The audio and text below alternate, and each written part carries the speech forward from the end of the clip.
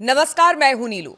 तो इजराइल ने जिस तरह से हमला किया ईरान पर, उसके बाद अब ईरान भी अपनी पूरी ताकत के साथ उसने इजराइल पर हमला किया है। बताया जा रहा है कई बैलिस्टिक मिसाइलें इस वक्त दागी गई है ईरान की तरफ से। कितना नुकसान इजराइल को हुआ है और देखिए स्थिति अब यहां से धीरे धीरे भयानक होती चली जा रही है। बातचीत करने के लिए इस पर मयंक मेरे साथ जुड़े हुए हैं। मयंक, हमने देखा था और ये हमें अंदाजा था, हम बार बार कह रहे थे कि देखिए इजराइल जिस तरह से कह रहा है कि परमाणु कार्यक्रम ईरान के चल रहे हैं उसको खत्म करना है, उसने अब हमला कर दिया, लेकिन उसके लिए भी वो तैयार था कि ईरान की तरफ से भी हमला होगा। अब बड़ा हमला हुआ है। कहां कहां पर हमला हुआ है ईरान की तरफ से इजराइल में और कितने नुकसान की खबर? देखिए, अभी जो इन्फॉर्मेशन आ रही है हम सीधा पॉइंट पे आना चाहेंगे। ईरान ने बहुत बड़ा हमला किया है इजराइल के ऊपर। 200 से ज्यादा बैलिस्टिक मिसाइल्स फायर की गई हैं तेल अवीव पे, यरूशलेम पे, पूरे इजराइल पे। देखिए, हम आपको फिर बता रहे हैं, कल हमने इस बात का अंदेशा जताया था, हमने अपने वीडियो में बताया था कि 24 घंटे के अंदर ईरान बड़ा बदला लेगा और बिल्कुल वैसे ही हुआ है। 200 से ज्यादा बैलिस्टिक मिसाइल्स इजराइल के ऊपर फायर की गई हैं। तेल अवीव में धमाके हुए हैं, जेरूशलेम में धमाके हुए हैं, हाइफा को निशाना बनाया गया है, नेवातिम को निशाना बनाया गया है। देखिए, ये वो सब इलाके हैं जो इजराइल के मिलिट्री बेसेस हैं। मेनली जो एयरपोर्ट्स हैं उनको निशाना बनाया गया है, जो मिलिट्री बेस हैं उनको निशाना बनाया गया है। और ईरान की तरफ से जो बात सामने आई है, ईरान ने यह कहा है कि इजराइल ने ईरान पर हमला करने के लिए जिन बेसिस का इस्तेमाल किया था उन सबको हमने टारगेट किया है। और जो खबरें आई हैं ईरान की तरफ से, जो ईरान का दावा है कि सैटेलाइट इमेजिनरी से जो तस्वीरें मिली हैं उसके मुताबिक ईरान ने कहा है कि हमारी कई मिसाइल्स जो हैं वो बिल्कुल सटीक निशाने पे गिरी हैं। और तस्वीरें भी देखिए आना शुरू हो गई हैं जिसमें हम देख पा रहे हैं कि एक तो आयरन डोम जो सिस्टम है, डिफेंस सिस्टम, और बताया जा रहा है इजराइल के करीब 200 ठिकानों को टारगेट किया गया करीब है। 200 से ज्यादा बैलिस्टिक मिसाइल फायर हैं जो बताया जा रहा है। तो नेचुरल सी बात है कि 200 ठिकाने जो है वो टारगेट पे थे। और तस्वीरें भी आ रही हैं मिसाइल्स गिरने की। देखिए, कई चीजें ऐसी होती हैं जिसके लिए किसी प्रूफ की जरूरत नहीं होती। अब कितनी मिसाइल्स आयरन डोम रोक पाया है, कितनी गिर पाई हैं, वो थोड़े समय बाद पता चलेगा। लेकिन तस्वीरें बता रही हैं कि इजराइल में बड़े धमाके हुए हैं, धमाकों की आवाजें सुनाई दे रही हैं और तस्वीरें सामने आ रही हैं। देखिए, इसमें बताया जा रहा है, जो इजराइल का मीडिया खुद बता रहा है कि बड़ी संख्या में सैकड़ों लोग इस हमले में घायल हो गए। देखिए, अभी हम एग्जैक्ट नंबर नहीं बता रहे हैं क्योंकि जब भी वॉर की आप कवरिंग करते हैं तो हम कोई गलत नंबर आपको नहीं बता सकते। हम पूरी जिम्मेदारी के साथ जब हमारे पास नंबर्स आएंगे तभी हम आपको नंबर बताएंगे। लेकिन जो इजराइल का मीडिया दावा कर रहा है, कह रहा है बड़ी संख्या में इजराइल में लोग घायल हुए हैं और बड़ी संख्या में कैजुअलिटी भी हुई है, लोगों की मौत हुई है।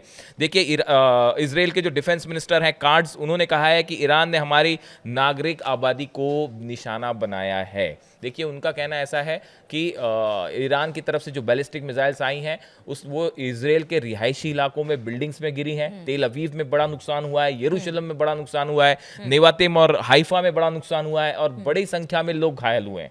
तो जो डिफेंस मिनिस्टर हैं कार्ड्स, उनका कहना है कि हम इसका जवाब देंगे।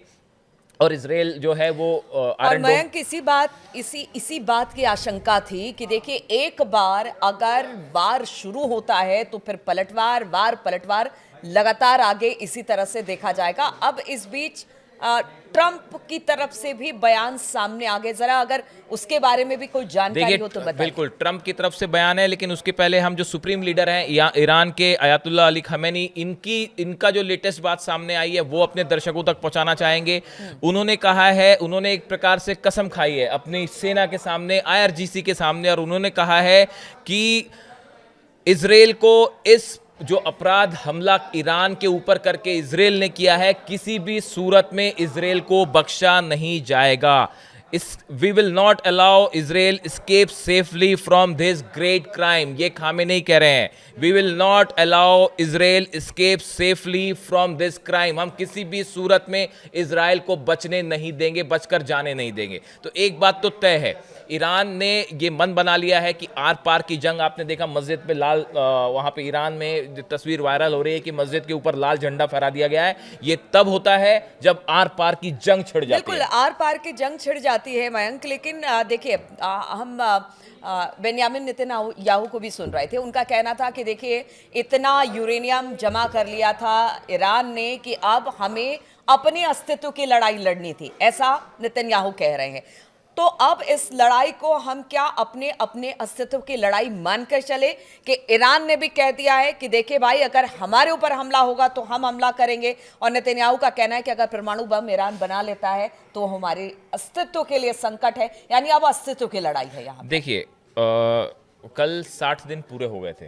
आपने, अगर आपको याद हो कि ट्रंप ने कहा था कि 60 दिन का हम आपको अल्टीमेटम देते हैं, अगर आप 60 दिन में समझौता करेंगे वरना हम आप पे हमला कर देंगे। तो कल वो 60 दिन पूरे हुए थे, जिसके बाद ईरान पे जो है वो हमले हुए हैं। और ईरान पे आपने देखा, ईरान में जो 4 उनके न्यूक्लियर सेंटर्स पे हमले हुए, 2 उसमें इंक्लूडिंग 2 उसमें मिलिट्री बेस हैं, और काफ़ी उसमें ईरान को भी नुकसान हुआ है। लेकिन इसके बाद जो है, अब सवाल ये है, आपने जो ट्रंप का जिक्र किया, ट्रंप अभी भी ये कह रहे हैं कि अब भी वक्त है ईरान के पास, आप समझौता करिए, न्यूक्लियर बातचीत करिए। ईरान की तरफ से साफ कह दिया गया है कि अब जो है इस हमले के बाद अब अमेरिका से न्यूक्लियर डील पे कोई बात नहीं होगी। जो संडे को टॉक होने वाली थी ओमान में, बात खत्म। अब दूसरी चीज ये है कि देखिए, अब ये भी बड़ा खतरा मंडराने लगा है, क्या ईरान अमेरिका के मिलिट्री बेसिस को निशाना बनाएगा। बार बार ये अमेरिका की तरफ से कहा गया। हमने कल अमेरिका के जो विदेश मंत्री हैं उनका हमने बयान सुना। उन्होंने ये कहा कि भाई अमेरिका का इस स्ट्राइक में कोई हाथ नहीं है, और इजराइल की तरफ से ये हमला किया गया। लेकिन ट्रंप ने कहा कि हमें हमले की जानकारी थी। अब देखिए, जो मिसाइल्स ईरान की तरफ से फायर हो रही हैं, इसे काउंटर करने में अमेरिका का डिफेंस सिस्टम भी इजराइल की मदद कर रहा है, जो कि उनके वॉरशिप्स के ऊपर तैनात है, या उनके फाइटर प्लेन्स के जरिए जो है, जो मिलिट्री बेसेस हैं आसपास जॉर्डन में या आसपास के इलाकों में, वहां से ईरान की मिसाइलों को रोकने का काम जो है अमेरिका भी कर रहा है इजराइल के साथ मिलके। लेकिन उसके बावजूद आप देखिए, आयरन डोम लगा हुआ है, थार्ड लगा हुआ है, अमेरिका जो है वो मिसाइल्स रोकने की कोशिश कर रहा है। उसके बाद भी जो तस्वीरें सामने आ रही हैं वो तो खुद बता रही हैं कि इजराइल में अब जो हमला हुआ है, जिस तरह से पिछली बार की जो तस्वीरें थी आपको याद होगा, पूरे इजराइल के आसमान में सिर्फ आग दिखाई दे रही है, धुआं दिखाई दे रहा है। तेल अवीव में तो कई जगहों पर इतनी जबरदस्त फायर लगी हुई है, आग लगी हुई है, जिसे कंट्रोल करने के लिए जो है वो सैकड़ों फायर कर्मी जो है वो जुटे हुए हैं। अब देखिए, इसी बीच एक बहुत बड़ा मुद्दा है, बहुत अहम सवाल, जो हमला नतान्ज न्यूक्लियर सेंटर पर हुआ, क्या उससे ईरान में रेडिएशन हुआ है? ये एक बहुत बड़ा मुद्दा था जिसको लेके रूस सबसे ज्यादा चिंतित है। अगर ईरान में रेडिएशन होता है तो आप ये मानिए पूरे मिडिल ईस्ट पे भयंकर खतरा मंडरा रहा है। वो रेडिएशन कोई ऐसी चीज नहीं है कि जो ईरान तक सीमित रहेगी और रेडिएशन ईरान के बॉर्डर पे आके रुक जाएगी और वो इजराइल नहीं पहुंचेगी। तो वो जो है वो तो खामियाजा सबको बहुत बड़ा होगा। देखिए, जो IAEA के प्रमुख हैं राफेल ग्रोसी, इन्होंने बताया है कि इजराइल के हमले में ईरान की प्रमुख परमाणु साइट नटान्स का ऊपरी हिस्सा पूरी तरह तबाह हो गया है। इस हमले में पूरे बिजली के ढांचे और इमरजेंसी जनरेटर को भी नष्ट कर दिया गया है। साथ ही उस हिस्से को भी नुकसान हुआ है जहां 60% तक एनरिच्ड यूरेनियम का प्रोसेस चल रहा था। लेकिन एक बड़ी बात इन्होंने कही है कि अंडरग्राउंड जो सेंट्रीफ्यूज फैसिलिटी है उस पर कोई सीधा हमला नहीं हुआ है, या उसको अभी कोई नुकसान नहीं हुआ है। देखिए, सेंट्रीफ्यूज वो जगह होती है, आप इसको अगर आसान भाषा में समझें, वो हिस्सा होता है जहां पे अगर आप हमला कर दें तो रेडिएशन हो सकता है। तो फिलहाल ईरान में रेडिएशन नहीं है, तो न्यूक्लियर एक दुर्घटना का रूप अभी इसने नहीं लिया है। लेकिन अब जिस तरह से ये हमले हैं, ईरान ने फायर किया है, जिस तरह से नेतन्याहू कह रहे हैं कि उनके जो परमाणु कार्यक्रम है उसको ध्वस्त करना है, और जिस तरह से शुरुआती हमले जिस तरह से इजराइल की तरफ से हुए, उन्हीं ठिकानों को निशाना बनाया गया है। तो कब तक अब देखिए, ईरान इजराइल बताया ये भी जा रहा है, खबरें ये भी आ रही हैं कि ईरान की तरफ से जो बैलिस्टिक मिसाइल फायर की गई हैं वो इजराइल के न्यूक्लियर इंस्टॉलेशंस पे भी फायर की गई। ये खबरें हैं, हम इसको इसकी पुष्टि नहीं कर सकते। देखिए, वॉर के बीच में जब भी इंफॉर्मेशन आती हैं तो वो सिर्फ दावे के रूप में होती है, उसमें कितनी सच्चाई है वो थोड़े वक्त बाद पता चलेगा। लेकिन ये बताया जा रहा है कि ईरान ने जो बैलिस्टिक मिसाइल फायर की हैं वो इजराइल के न्यूक्लियर ठिकानों को भी निशाना बना के फायर की गई हैं। मिलिट्री बेसिस उड़ा दिए गए हैं, इजराइल जो न्यूक्लियर इंस्टॉलेशंस है वो निशाने पर हैं। इसके साथ ही देखिए, इजराइल में अभी ये हाल है, सब तरफ सायरन बज रहे हैं, हॉस्पिटल्स जो है उनको अंडरग्राउंड कर दिया गया है अलर्ट रहने के लिए। हॉस्पिटल्स में लगातार पेशेंट्स जो है वो भागे, इलाज चल रहा है। सुपरमार्केट्स जो है वहां से खाने पीने का सामान खत्म हो गया है। स्थिति अब यहाँ से ये एक मिडिल ईस्ट का कब के लिए बड़ा वॉर छिड़ चुका है। जैसे इराक युद्ध था, अफगानिस्तान युद्ध था, हम बार बार कह रहे थे कि यही होगा। देखिए, कल हमने पहले बताया था आपको, परसों बताया था कि 24 घंटे के अंदर हमला हो सकता है, इजराइल ने हमला किया। कल हमने आपको बताया था कि ईरान जबरदस्त पलटवार करेगा, 200 बैलिस्टिक मिसाइल फायर हो गई।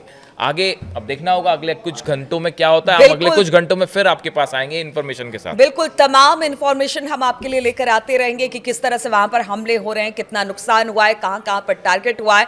देखिए, किसी तरह का कोई प्रोपेगेंडा नहीं है, जो खबर है वही हम आप तक लेकर आते हैं। और जहां जहां से जिन जिन एजेंसियों से हमारे पास भी खबर आ रही है वो हम आप तक पहुंचा रहे हैं। और आगे अब देखना होगा कि जिस तरह से ईरान ने इजराइल पर हमला किया, उसके बाद अब इजराइल क्या करता है, अमेरिका इस बीच उसका क्या रुख रहता है, और रूस का रुख भी देखने वाली बात होगी कि उसका रुख भी क्या रहता है। तो इन तमाम खबरों पर हमारी नजर बनी रहेगी। आप बने रहिए हमारे साथ।